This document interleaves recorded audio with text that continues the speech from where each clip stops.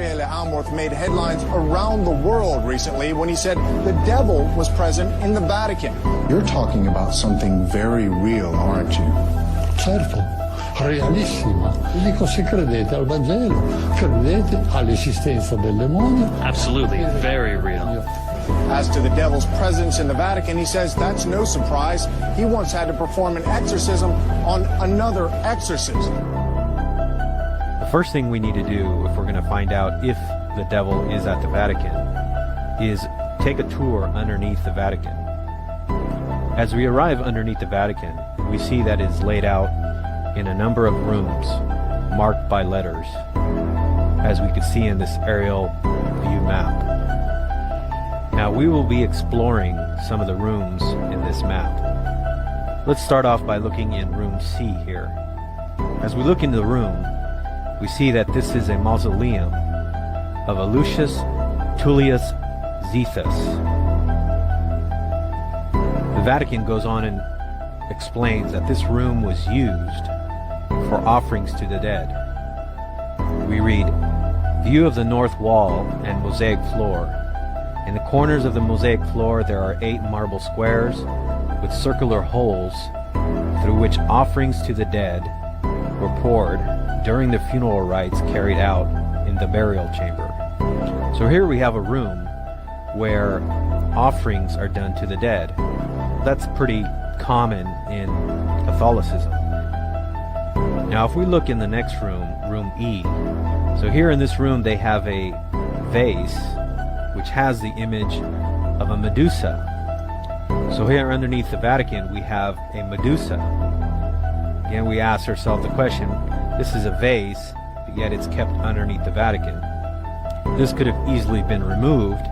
If the Vatican was a holy church, you would think that they would have done this. You think underneath the Vatican they would have things that are sacred to Christ and not foreign gods, not idols and images of foreign gods. Now as we move down further to room H, here we see that this is a mausoleum that is one of the largest and most luxurious mausoleums underneath the Vatican of St. Peter's Basilica. It says that it was built at the beginning of the second half of the 2nd century during the reign of Emperor Marcus Aurelius and belonging to a freedman of the important Valeri family. And as we're in this mausoleum, we see that there's lots of idols from the old Roman Empire. We ask ourselves, why does Rome keep these idols down underneath St. Peter's Basilica? You would think if they were Christians, they would want to clean all this out. I can't imagine anybody who has a true church would keep idols in their churches, especially pagan idols. Where have we seen this before? It's a question I have to ask you. We see this also in Scripture, where God gives Ezekiel a vision of what was underneath the temple during his days. Ezekiel 8, verse 5, they said unto me, Son of man, lift thine eyes up now way toward the north. I lifted up my eyes toward the north. Behold, northward at the gate of the altar, this image of jealousy in the entry. He said therefore unto me, Son of man, see what they do, even the great abominations that the house of Israel committeth here. I should go far off from my sanctuary, but turn thee yet again, and thou shalt see greater abominations. He brought me to the door of the court. I looked in the hole of the wall. He said unto me, Son of man, dig now in the wall. When I digged into the wall, behold, a door. He said unto me, Go in, and behold the wicked abomination. So here we go. He found a secret door. Okay, a secret door that was, in a sense, underneath the temple. All right?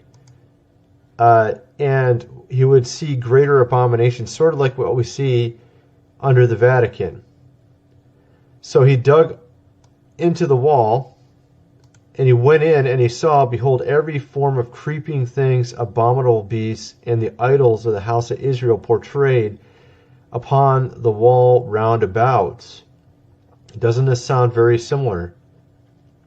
And there stood 70 men of the ancients of the house of Israel. In the midst of them stood Jezaniah, the son of Shaphan, And with every man his censer in his hand, and a thick cloud of incense went up. Then he said unto me, Son of man, hast thou seen what the ancients of the house of Israel do in the dark, every man in the chambers of his imagery?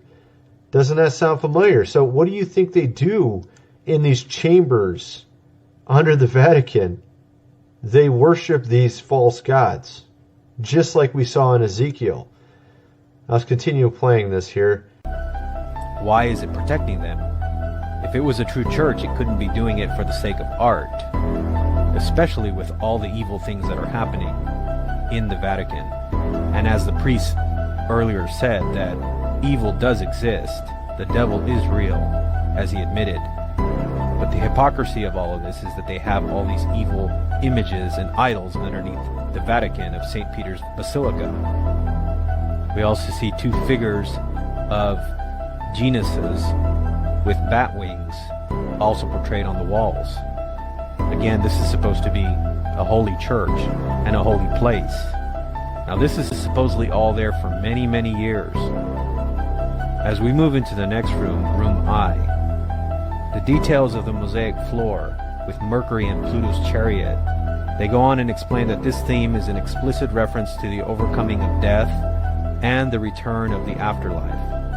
They describe it as a splendid mosaic floor of Mercury is depicted carrying a caduceus with wings at his ankles, walking in front, and a chariot carrying Pluto and his wife Persephone. So here we have all these Roman gods underneath the Vatican, images of foreign gods. Well, as we move to the next room, we find out why they keep all these idols down there in these images. As we move to room U, here we find the shock of all shocks. Here on the wall, it says there is a depiction of Lucifer, that is, the light bearer, the morning star. On the opposite of the wall, there is a drawing of Vesper, the evening star, cosmic symbol of the human life cycle. We find out that when we get to room U, here we have a clear depiction of Lucifer underneath the Vatican at St. Peter's Basilica. We ask ourselves, why are they keeping this image of Lucifer underneath the Vatican? Again, you would think if you're a Christian church, you would not want to have any of these images. Now we know that. Now, I was going to mention also that I've seen numerous videos of people saying they were taken under the Vatican for some sort of strange cultic ritual. And usually there were children, the ones that report about this, they're children that are brought into these rooms.